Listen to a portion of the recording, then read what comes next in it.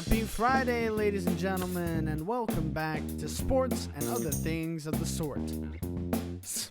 Thank you so much for being here, and also, just thank you in general. Last Friday was absolutely fantastic.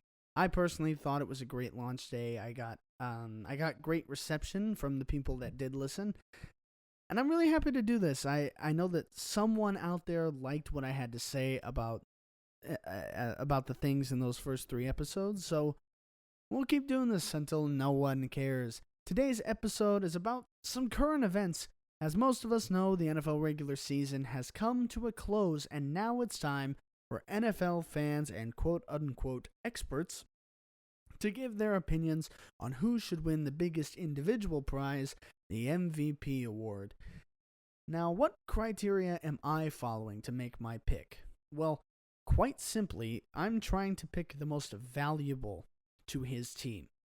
Wins don't factor in as much as statistical superiority in my pick, but there will be a point when team wins should factor in my opinion, and we'll talk about it. So, to decide who I put on this list, I looked up who had the best odds to win the MVP, and I took the top few names on that list, plus a few that I had seen floating around, compiled the stats that give them the best case for the award, and we'll be eliminating them one by one until we come down to my pick. So without further ado, let's start breaking it down. The first guy we're going to talk about is Saquon Barkley of the Philadelphia Eagles. He is a running back. On 345 rushing attempts, he ran for 2,005 rushing yards. Both of those numbers lead the league. He averaged 5.8 yards per carry, 125.3 yards per game, which leads the league. He also had 13 rushing touchdowns. On the receiving side, he was 33 out of 43 catches versus targets. He had 278 receiving yards and 2 receiving touchdowns. Our next candidate, Jared Goff of the Detroit Lions. He had a 72.4 completion percentage, threw for 4,629 passing yards with 12 interceptions. 5 of them were in that one game against Houston. He had 37 passing touchdowns, only 56 rush yards, no touchdowns rushing. Josh Allen is the next guy we're talking about. He plays quarterback for the Buffalo Bills. He had a 63.6 completion percentage, threw for 3,731 passing yards, only 6 interceptions. The only time he had multiple interceptions was in a game against the Indianapolis Colts. He threw for 28 passing touchdowns, rushed for 531 yards, with 12 rushing touchdowns.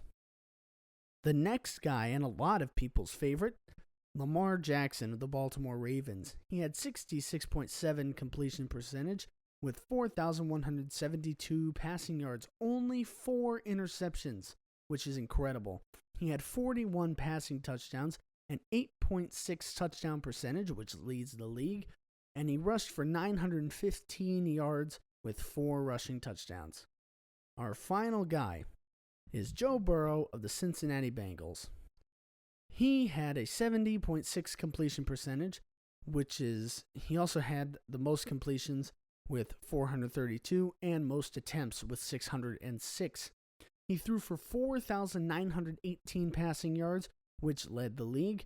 9 interceptions. He only had multiple against Tennessee with 2. He threw for a league-leading 43 passing touchdowns. He had 201 rushing yards and 2 touchdowns rushing. Okay, I kind of blew through everybody, but now let's get into the eliminating. The first guy I'm eliminating right off the rip is Saquon Barkley. He had a fantastic season. He led the league in total rushing yards and rush yards per game.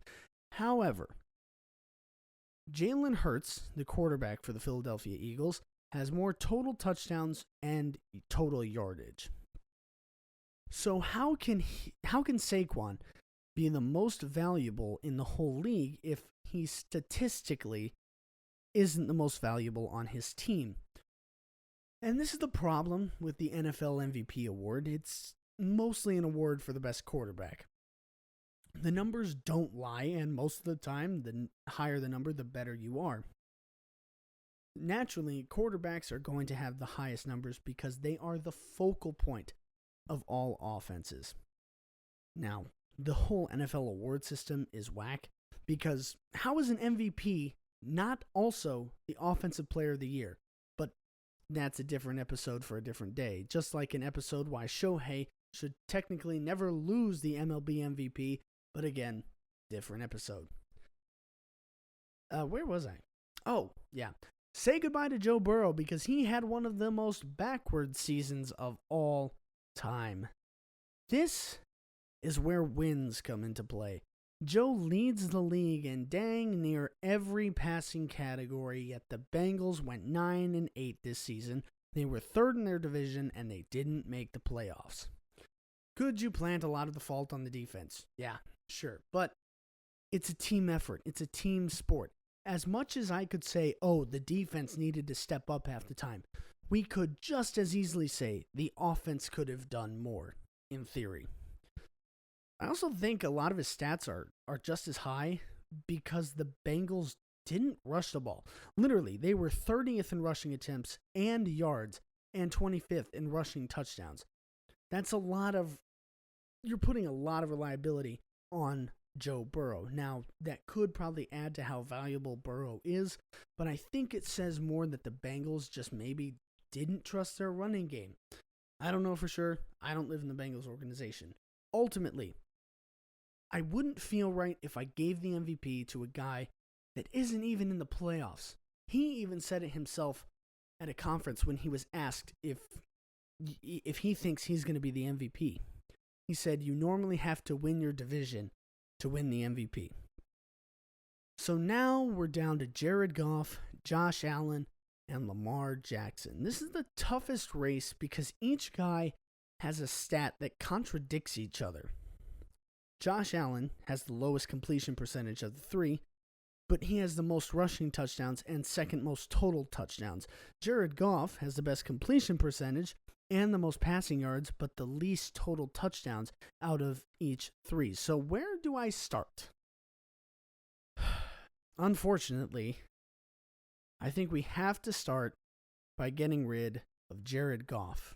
It sucks because I'm a Lions fan, but I have to look at the fact that he isn't nearly as versatile as the other two on this list.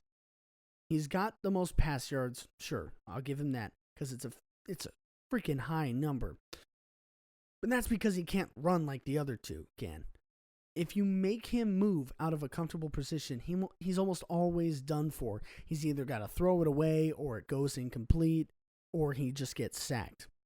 And I'm not trying to take away from Jared, but when you have guys like Lamar Jackson, and you have guys like Josh Allen who can run nearly as well as they pass, the Jared Goffs of the world have to be put on the back burner, unfortunately. However, for a civilian quarterback to put up that fantastic of a season, my hat is off to him. Sorry, I had to throw that phrase civilian quarterback in there because I think that may be one of the worst takes I've ever heard. But moving on. Honestly, I think this gets easier now. Jared Goff had the completion percentage and the yards to make this interesting, but again, the lack of mobility ruins his stock in my opinion. So statistically, I have to pick Lamar Jackson as my MVP. His last MVP may have been a little more on the bogus side, but this one sure won't be. He's only thrown 4 interceptions all year. He's thrown for over 4,000 yards and scored 45 touchdowns all year. He just never really had a bad day. Josh Allen, in my opinion, just doesn't have the numbers to be the most valuable. He ran for less yards by about 400, threw for less yards by about 600. He was less accurate, I guess, by 4.1%. and had 5 less total touchdowns. He produced well, like very well, but I just think I have to give the edge to Lamar Jackson. Josh Allen and the Bills had the better record, but both teams won their respective division, and both teams advanced to the divisional round of the playoffs. Team-wise, they've had equally as incredible seasons, But player to player, I give the MVP to Lamar Jackson. That is going to do it for episode 4. Did I contradict myself 1,000 times? Probably, but I still stand with my pick of Lamar Jackson.